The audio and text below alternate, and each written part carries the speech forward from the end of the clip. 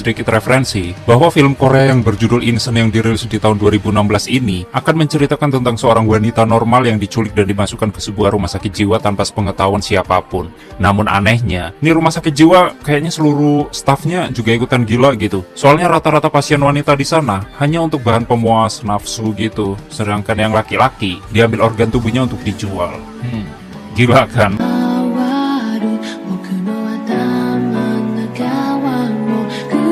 Namun sebelum ke story, bagi kalian yang suka dengan channel ini silahkan subscribe, tapi kalau nggak suka ya disuka-sukain.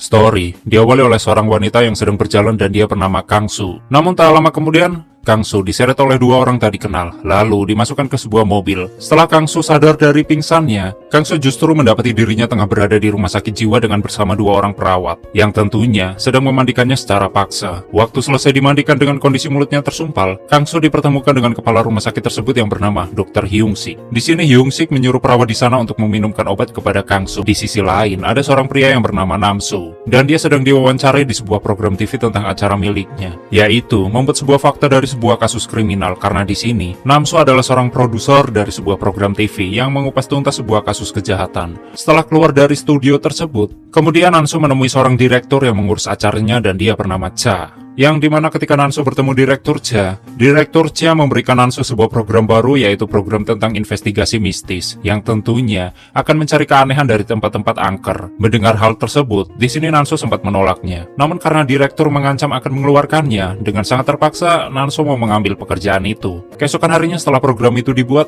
Direktur Cha mempertemukan Nansu dengan seorang gadis yang bernama Ji-young. Sedangkan Ji-young akan menjadi asisten Namsu. Setelah keduanya saling kenalan, di sini Ji-young memberikan Nansu sebuah buku harian milik seorang wanita yang bernama Kang Su, yang menceritakan bahwa jika dirinya diculik dan dipaksa masuk ke sebuah rumah sakit jiwa dan dengan keadaannya yang masih normal. Selain itu, Ji-young juga menjelaskan jika rumah sakit yang disebutkan di dalam buku harian itu rupanya sekarang ini telah dikosongkan karena akibat kejadian kebakaran 1 tahun yang lalu. Bahkan hal itu menewaskan hampir seluruh pasien di sana. Keesokan harinya, Namsu dan seluruh krunya mulai mendatangi rumah sakit tersebut. Dan hal itu untuk memulai syuting dari program barunya yang mengangkat tema mistis dari rumah sakit jiwa tersebut. Waktu seluruh kru sedang syuting, tiba-tiba tanpa sengaja mereka menemukan seseorang dengan luka bakar di seluruh tubuhnya. Dan akibat hal tersebut, Namsu beserta yang lainnya membawa pria tersebut pergi ke rumah sakit untuk mendapatkan perawatan medis di sana. Setelah mereka mendapatkan informasi identitas dari pria itu, di sini Nansu langsung menyadari jika nama pria yang bernama Dong-sik tersebut, dia ada di dalam buku harian milik Kansu yang menyebutkan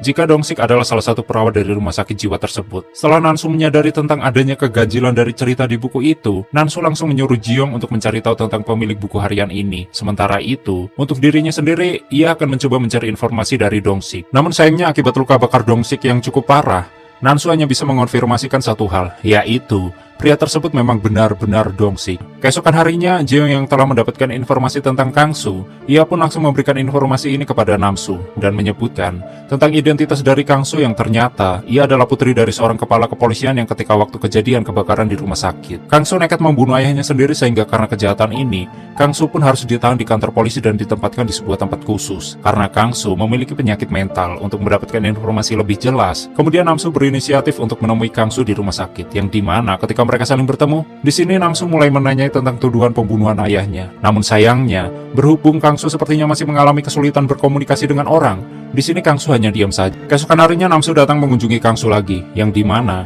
kunjungan keduanya ini akhirnya Kang Su mau untuk berbicara, lalu mengatakan jika sebenarnya dirinya tak membunuh ayahnya. Dan setelah mengatakan hal tersebut, Kang Su mulai bercerita tentang masa lalunya, bahkan tentang hal yang sebenarnya terjadi kepadanya, yang dimana zaman dahulu kala Kang Su merupakan orang yang normal dan sehat. Akan tetapi ketika Kang Su hendak pergi ke suatu tempat, secara tiba-tiba ia diculik oleh kedua orang yang berpenampilan seperti petugas rumah sakit jiwa. Selain itu, setelah Kang Su dibawa oleh mereka, Kang Su yang mulai sadar dari pingsannya, dia menyadari sesuatu jika sekarang dirinya telah berada di rumah sakit jiwa. Di sini Kang Su memohon untuk dilepaskan, namun sayangnya bukannya dilepaskan, di sini Kang Su justru dipukuli hingga bahkan ia juga sampai dipaksa untuk meminum sebuah obat.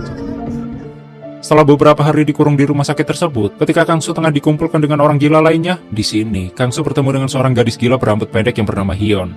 Dan dia mengaku jika dirinya juga dipaksa untuk masuk ke tempat itu. Namun berhubung Hyun memang benar-benar gila, di sini Kangsu tak bisa menanyainya banyak hal dan hanya bisa menanyainya apakah ia tahu cara untuk keluar dari sana. Lalu Hyun yang mendengarkan Kangsu bertanya seperti itu, dengan sedikit berbicara waras ia mengatakan jika ada seorang pria mesum yang bernama Woo yang tinggal tepat di sebelah kamar Kangsu. Ia mengetahui cara untuk keluar dari tempat tersebut. Sementara itu di sisi lain, kita diperlihatkan betapa rusaknya sistem dari rumah sakit jiwa ini, yang dimana karyawannya tuh sering melakukan hal-hal buruk kepada pasiennya, mulai dari kepala rumah sakit yang sering memanfaatkan para pasiennya untuk digituin, lalu memukuli mereka yang sulit diatur, hingga bahkan menjual organ-organ mereka yang sudah dipastikan tak memiliki keluarga lagi. Kangsu yang kembali ke kamarnya, secara tiba-tiba ia dikagetkan dengan sebuah tangan yang muncul dari lubang dinding, yang ternyata tangan itu adalah tangan Woo yang dimaksud oleh Hyung tadi. Sehingga karena Kangsu sadar jika dialah orangnya, Kangsu langsung menanyakan tentang bagaimana cara agar bisa kabur dari tempat ini. Waktu semua pasien di rumah sakit itu dikeluarkan dari kamarnya untuk diberikan obat, Kangsu yang sudah janjian untuk menemui Woo, ia pun segera pergi ke kamar mandi. Dan waktu di kamar mandi, Woo sudah siap untuk gituin Kangsu. Namun sebelum Kangsu menuruti permintaannya, di sini Kangsu terlebih dahulu meminta kepadanya untuk mengatakan tentang jalan rahasia agar dirinya bisa keluar dari rumah sakit tersebut. Waktu mengetahui jika ruang kepala rumah sakit terdapat sebuah jalan rahasia untuk keluar dari tempat tersebut, di sini Kangsu mulai memuaskan Woo. Namun ketika Woo lengah, Kangsu langsung menggigit titiknya, yang tentunya langsung menarik semua perhatian dari seluruh pasien hingga bahkan perawat di sana. Ketika seluruh staf di sana sedang menolong Woo, secara diam-diam Kangsu langsung masuk ke ruang kepala rumah sakit yang bernama Jang Hyung. Lalu, Kangsu mencoba mencari jalan keluar di sana, yang pada akhirnya Kangsu menemukan sebuah jalan keluar yang terdapat di balik lemari. Akan tetapi, sialnya ketika ia baru saja keluar dari sana, Jang Hyung justru sudah kembali ke ruangannya, dan akibat hal tersebut, di sini Jang Hyung menyadari jika Kangsu berusaha kabur dari sana. Kangsu yang telah berhasil keluar dari rumah sakit itu, ia pun mencoba meminta pertolongan, namun berhubung para petugas rumah sakit telah mengejarnya, Kangsu nekat untuk mencegat sebuah mobil polisi dan meminta perlindungan kepada mereka. Namun sayangnya, bukannya Kangsu dibawa ke tempat yang aman, ia justru dikembalikan ke rumah sakit jiwa.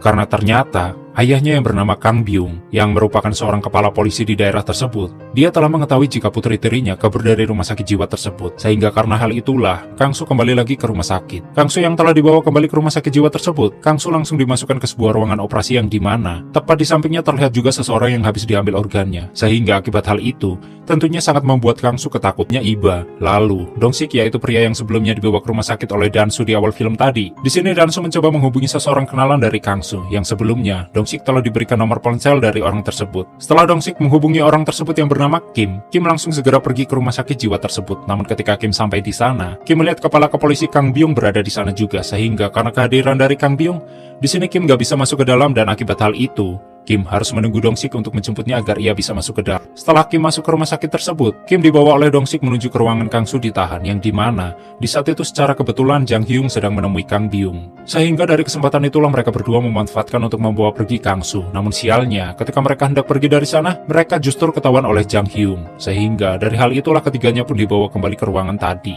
yaitu ruangan operasi. Dan berhubung Jang Hyung merasa kesal dengan Kim yang berhasil masuk ke rumah sakitnya, di sini Jang Hyung berniat untuk membunuh Kim, bahkan mengambil semua organ dalamnya.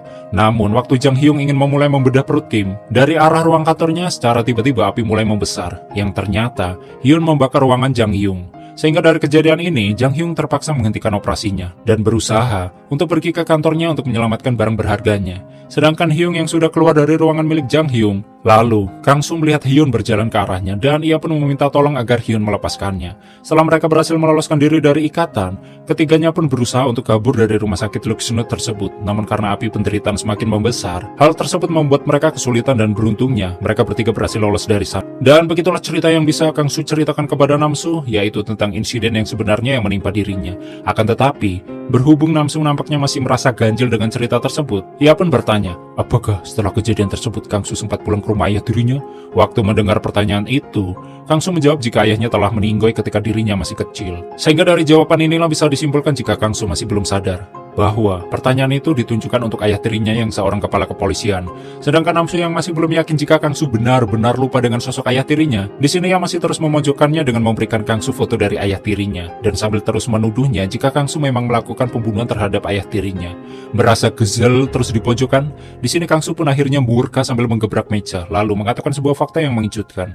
Jika dulu ayah tirinya yang merupakan seorang kepala kepolisian itu, rupanya ia sering menyiksa dirinya dan juga ibunya hingga bahkan ketika ayah tirinya itu mabuk, tak jarang ia sering mempersoka Kangsu. Ia pun mulai menayangkan cerita itu ke program TV-nya dengan mengambil Kangsu sebagai saksi sekaligus korbannya. Ketika perhatian publik mulai mengarah kepada Namsu karena dia berhasil mengungkap kebenaran yang sesungguhnya, akhirnya kasus ini mulai naik lagi ke meja pengadilan yang dimana di sidang kali ini Kangsu yang hadir ke sidang tersebut sebagai terdakwa, akhirnya ia berhasil dibebaskan dengan semua tuduhan. Setelah keluar dari penjara, Namsu yang saat itu menunggunya, ia pun mengantarkan Kangsu untuk pulang ke rumahnya.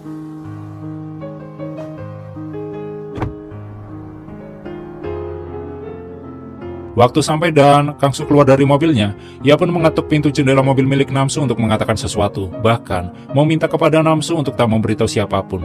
Setelah selesai mengatakan sesuatu yang aneh, sebelum Kangsu masuk ke rumahnya, ia juga memberikan catatan buku hariannya kepada Namsu, yang jelas saja agak membuat Namsu menjadi heran. Namun setelah Namsu mulai memikirkan ulang kata-kata dari Kangsu tadi, dan mencoba untuk membaca ulang buku harian tersebut, di sini Namsu akhirnya mulai menyadari sesuatu yang besar, bahwa isi catatan tersebut dan semua cerita dari Kangsu, rupanya semua itu memang hanyalah karangan Kangsu saja, yang memang sengaja membalikan cerita tersebut. Karena ternyata semua hal yang dirinya ceritakan itu memanglah kejadian nyata, namun hal tersebut terjadi kepada ibunya yang memang dimasukkan ke rumah sakit jiwa oleh ayah tirinya. Selain itu, untuk kehadiran dari Kim sendiri yang mencoba untuk menyelamatkan Kangsu, ternyata itu adalah Kangsu sendiri yang mencoba untuk menyelamatkan ibunya. Namun sayangnya, setelah ia gagal untuk menyelamatkan ibunya, Kangsu yang merasa marah kepada ayah tirinya, ia pun pergi ke rumah ayah tirinya tersebut untuk membunuh pria yang telah membunuh ibu kandungnya sendiri. Namsu yang sadar jika dirinya hanya dimanfaatkan oleh wanita tersebut, di sini ia hanya bisa terdiam dan tamat. Oke, seperti itulah story film Insane. Dan bagaimanakah menurut kalian dengan film ini? Silahkan berdebat. Dan bagi kalian yang ingin filmnya di storyin, silahkan tulis di komentar. Terima kasih udah nyimak video ini sampai habis. Terus support channel ini dengan menekan like, subscribe, dan share ke alam semesta.